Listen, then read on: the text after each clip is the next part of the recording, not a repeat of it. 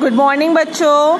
हमने कहानियों का पिटारा क्लास 5 के कुछ पेज किए थे। हमने पेज नंबर 1 और 2 कर लिया था। आज हम पेज नंबर 3 और 4 करेंगे।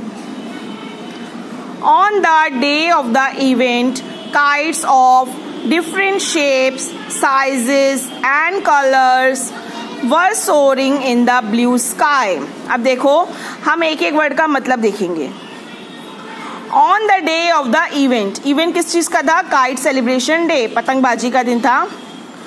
तो कैसी काइट्स उड़ रही थी? पतंग ऑफ डिफरेंट, डिफरेंट माने अलग अलग, शेप्स माने आकार, साइजेस, साइज अलग अलग थे, कोई छोटी थी कोई बड़ी थी, एंड कलर्स, सबके रंग भी अलग अलग थे। Were soaring in the sky, soaring माने उड़ रही थी। कैसे स्काई में उड़ रही थी? ब्लू स्काई में उड़ रही थी पतंगे। अब इसकी हिंदी देखो। आयोजन के दिन अलग अलग आकार और रंगों की पतंगे नीले आकाश में उड़ रही थी। ये देखो, देख रहे हो पतंगे? अब पेज नंबर, टोनी कहता है look look, Kaku's kite is stuck on the tree. तो टोनी क्या कहता है कि लुक लुक, यानी देखो देखो, काकू की पतंग पेड़ पर स्टक हो गई है। देखो क्या हो गई है? वो स्टक हो गई है। अली कहता है hey see Pintu's kite is gliding through the air. वो कहते हैं देखो, पिंटू की काइट जो है हवा में तैर रही है। ग्लाइडिंग माने तैर रही है। टोनी कहता है वाओ सो हाई, हाई माने ऊंचा। तो टोनी बड़ा खुश होता है। काकू कहता है look at the dragon kite there, dragon माने बहुत बड़ी।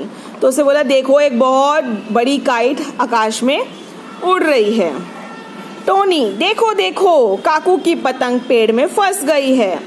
अली कहता है अरे देखो, पिंटू की पतंग हवा के साथ उड़ रही है। टोनी कहता है वाह इतनी ऊंची। फिर काकू कहता है वाह उस ड्रैगन पतंग को देखो। But where was Rani's kite. अब वो आपस में कहते हैं कि रानी की पतंग कहाँ गई? बट माने लेकिन, वेयर माने कहाँ, वॉज माने थी, रानी काइट माने पतंग। अब बच्चों देखो, ये जो एस लगा है इसका मतलब ये नहीं है कि प्लूरल बन गया, रानीज हो गया। रानीज हो जाएगा तो मतलब बहुत सारी रानी। इसका मतलब है रानी की। जब भी एपोस्ट्रॉफी एस बोलते हैं, इसे देखो कॉमा लगा है ऊपर और एस लगा है, इसका मतलब होता है एपोस्ट्रॉफी एस, इसका मतलब रानी की।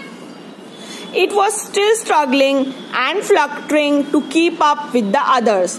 तो जो रानी की पतंग थी वो क्या कर रही थी? स्टिल यानी अभी भी, स्ट्रगल माने मेहनत कर रही थी, एंड फ्लटरिंग कोशिश कर रही थी, टू कीप अप सबके साथ, विद द अदर सबके साथ रहने की कोशिश कर रही थी। किसकी पतंग? रानी की।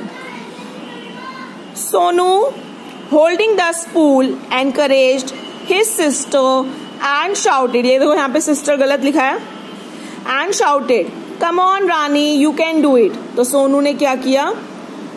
अपनी जो सिस्टर थी उसको एनकरेज किया और शाउटेड यानी चिल्लाया, come on Rani you can do it. Rani come on you can do it. You माने तुम, कैन माने कर सकती हो, तुम ये काम कर सकती हो। अब हिंदी देखो। लेकिन सोनी की पतंग कहाँ थी?